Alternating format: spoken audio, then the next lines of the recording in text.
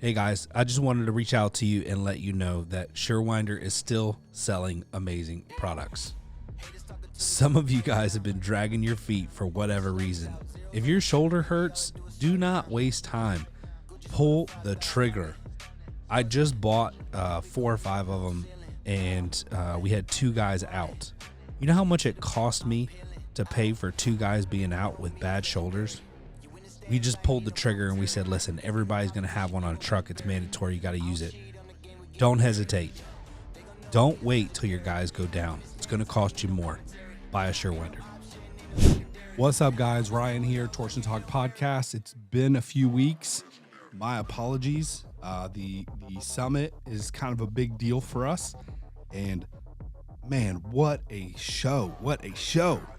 It was absolutely insane, better than we could have ever imagined, and most of that was because of the people that came. Yes, I believe Tamara did an amazing job planning it and getting everything organized, but yes, it was the people that came that made it so wonderful. They were engaged, they were hungry, they took notes, they interacted with each other to make it better. I mean, it was incredible. So, being that the expo was, last week, when you hear this, it would be like a week and a half ago. I would say that the whole focus was sales and marketing. And we spent more time on sales, rightfully so. And we really drilled it hard. And I've already gotten messages from people who've gotten back in 1 week and have already seen a huge difference in their sales. So let's talk about sales today, because I feel like our industry, we have this huge issue with dealers underpricing the market and all this stuff. I want to tell you a story. I came into the garage door industry and I was talking to the AMAR rep. This was like before I even launched. I was launching and I was getting my account set up. And we got to talking about how I'm going to get business and this and that. I said, well, I've got a marketing background, so I think I can drive the leads. And I've got, almost 20 years sales experience at some of the highest levels. I think I'll be a good salesperson. So driving leads and then closing them is my specialty. So I said, I think I can beat people who don't have any sales experience or sales training. And he laughed and said, well, there's a lot of great salespeople in the door industry. And there are some great salespeople. There aren't a lot of great salespeople in the area. And so I would say that lowering your price to win a deal does not make you a great salesperson. How to overcome a price objection and hold to your price and still close would make you a great salesperson. So we're going to talk a little bit about some of that stuff today, because I'm hearing door companies all over the country, including the ones that come to Summit, and it's been a little rocky year. Things aren't as explosive as they've been in the past. We are experiencing high highs and low lows. We're on the verge of falling short just barely of our goal for Q3. And we should be crushing it. But we're just seeing these major inconsistencies. Part of it's our team, maybe a little bit, probably. Part of it's the market. But the thing is that we have to really utilize and do our best with every opportunity that's given to us. I talk to people who reach out to us for marketing, through such and such. And the one thing that I've been seeing is people are getting leads, but they're not following up. They don't have a good system in place. They don't have sales training. So if you're not closing majority of your leads or the right amount of your leads, and you just want to buy more, you're supplementing your shortcomings in your business by buying more leads.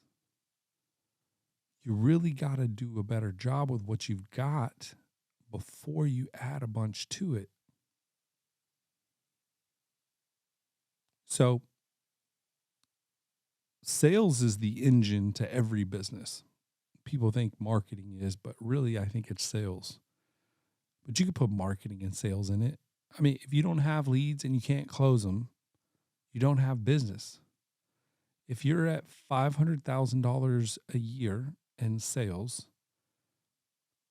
and you have 2 people doing all of that, or one person, like 1.5 person, maybe one person's doing service and the other person's doing door sales and installs,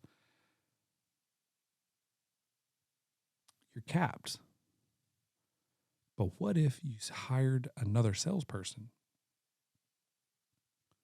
and that person could do another 250? Now you've got 750. And I know the math doesn't work out exactly like that, but it's close. You know, when I worked in automotive sales, it was interesting because when we would get complacent because we were getting paid really well at the time, the manager would do what's called flood the floor. And he would hire like 5 people all at once. New people. No, we were fully staffed. He would hire 5 people like all at once to come in. And like right out of the gate, 2 would probably drop out. You know, one or 2 would probably not do great. And then 1 would do great. So he'd hit on like 1 out of 5 or 6. But the problem is that you had all these young cats come in and they would want to go out and do what's called take ups. Ups are when someone walks onto the lot or drives up without an appointment. Well, there's only so many of those to go around. So when new people are going out and they're not trained, they blow through them. And it costs the company, it costs the other employees opportunities. You know, if you send a skilled salesperson out there that's been doing it for 5 years versus a new guy who's been there for 1 week, even if the new guy closes it, he's probably not going to close it at a good like profit margin. And most automotive salespeople are paid off a gross profit. So with that, I think we take a look at, do we have enough people to generate the revenue that we're trying to hit? That's certainly a factor, right? And if sales is the engine to our business and our salespeople are capped out, then we need to add salespeople. I think a lot about roofing companies and how they approach things.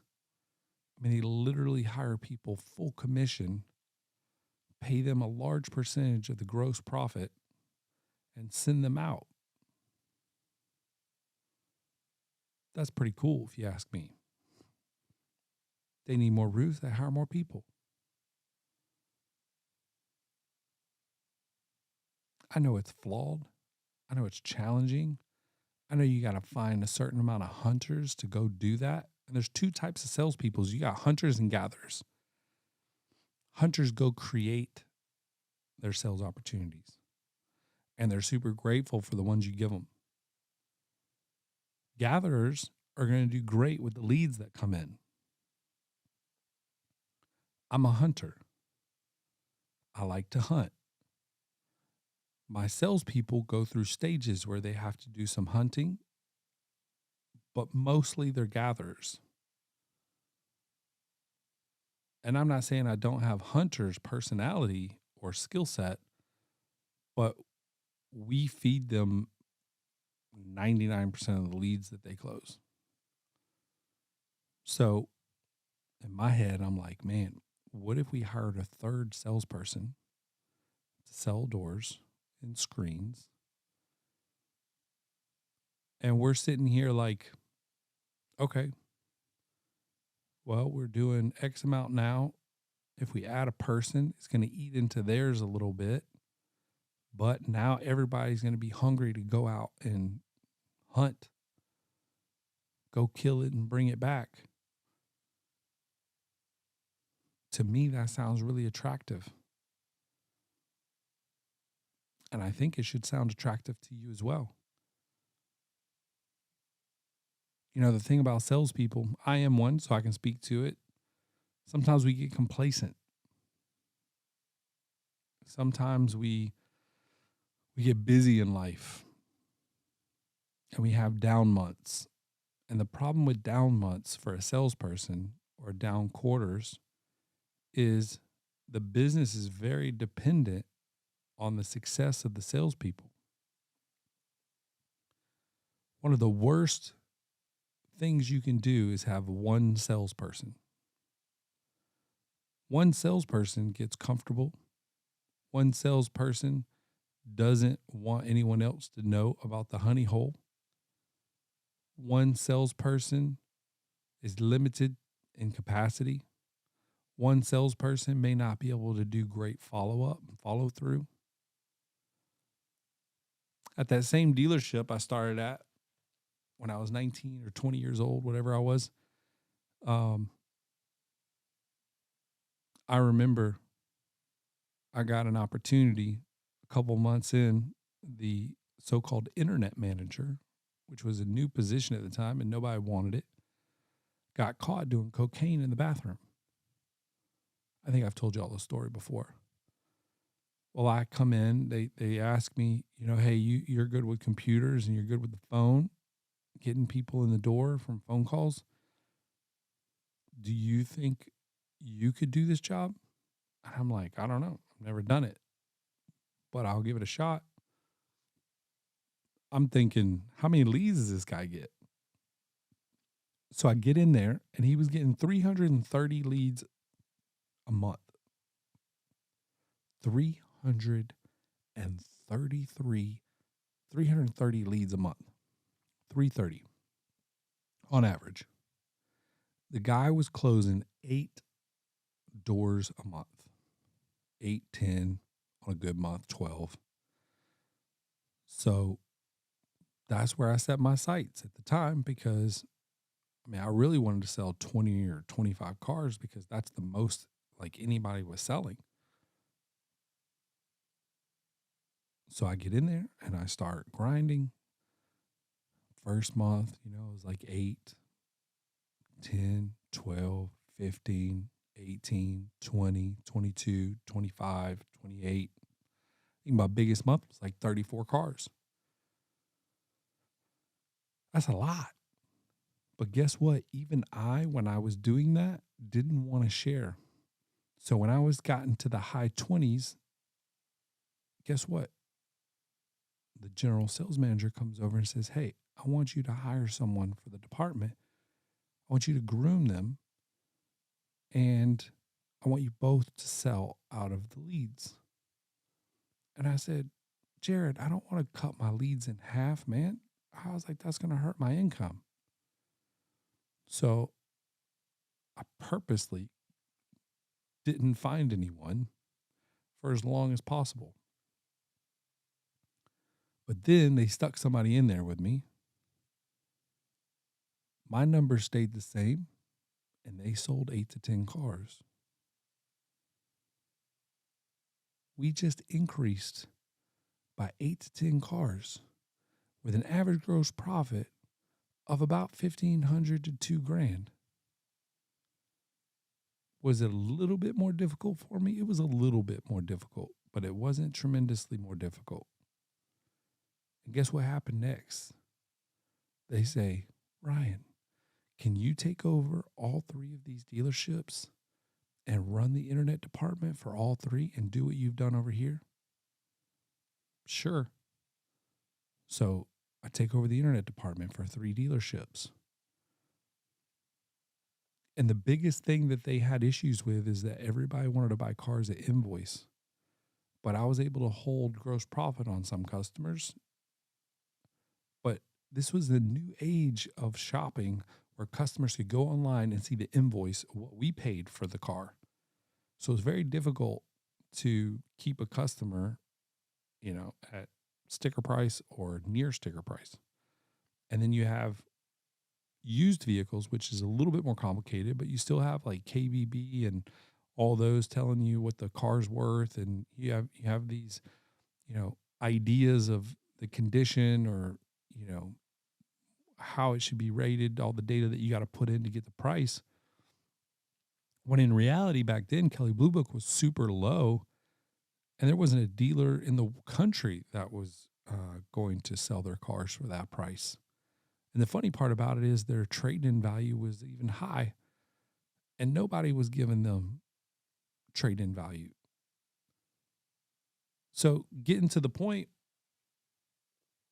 if you're having a revenue issue, maybe you have a sales issue or a marketing issue. Not every great salesperson is a closer. And then some of you guys have probably met closers who are not great salespeople. Closers who are not great salespeople come off very pushy. They go for the home run too early. It's the guy that walks up in the bar and asks the girl to go home without even introducing himself. And he may win 1 out of 100, but he ain't winning many. And he's turning people off.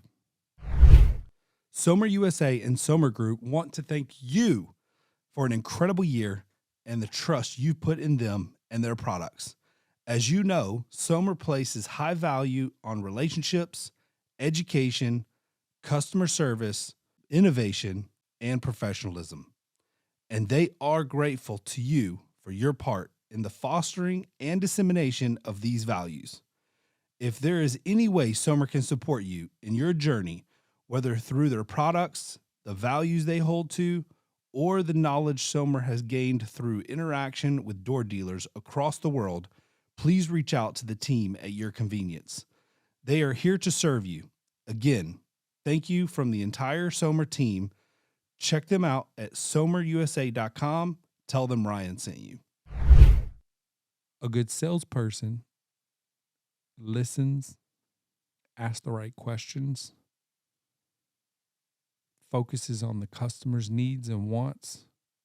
And it's key, hear what I said, needs and wants. It's not just needs. And then I'm a big fan of menu selling. I learned this in automotive when I was in the finance department. Menu selling is giving the customer options and letting them choose. Restaurants have been doing it for ages. You feel like you're in control when you have a menu in front of your face with options to choose from. And you're like, duh, Ryan, what else would it be? Well, the alternative is you walk into a restaurant and you don't have menus. And then you leave it all up to the people, the servers or whoever, to tell you what they think you want. Because they're not going to list everything that they offer in every different scenario. They're going to say, are you in the mood for beef, chicken, or fish? Well, I'm in the mood for beef. Okay, well, we got hamburgers. What do you want?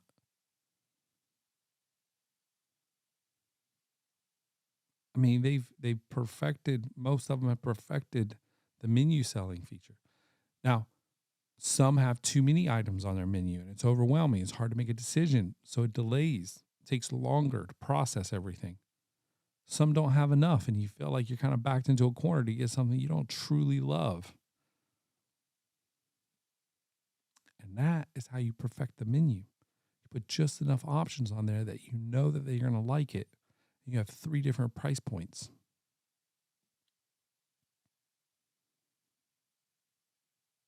Sales is the engine, and the details to the sale, the fine details, are so important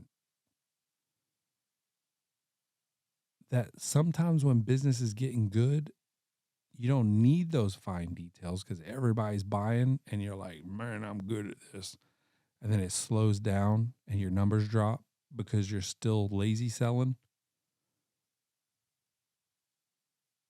We got to keep the consistency of following the process of the sale. I mean, you guys have heard it on here for all the people that come in to train, all the things that they're going to implement when they get back. I mean, I'm getting text messages. I was on a GDU call yesterday, actually. It's Saturday morning at 5:30. I drove over here because all my family's asleep. Yesterday, Friday, one of the people in the Chicago area came down, one of the sales trainings. She said that her team has doubled their average,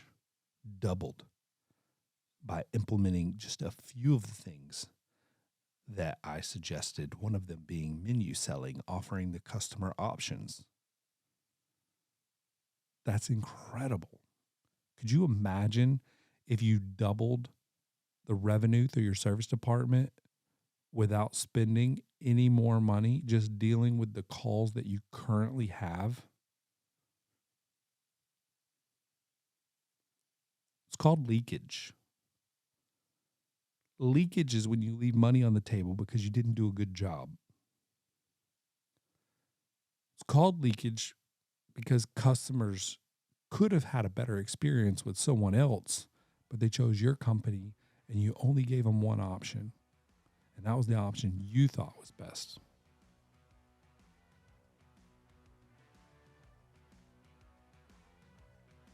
I know it hurts. And you might be mad at me right now, and you may not agree with me, but this has been proven over decades. It's proven to work.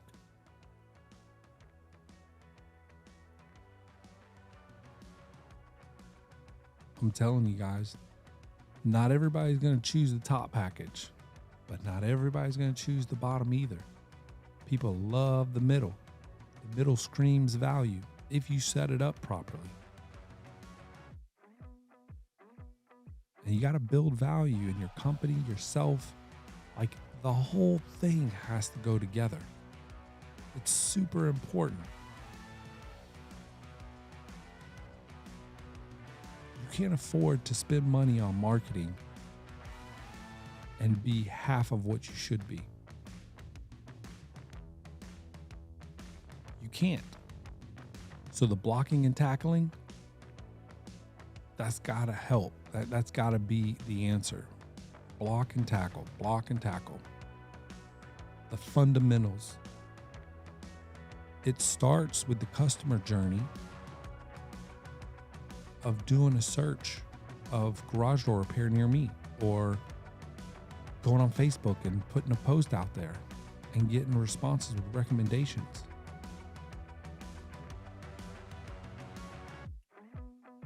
That's my alarm to wake up. So I want to let you guys know that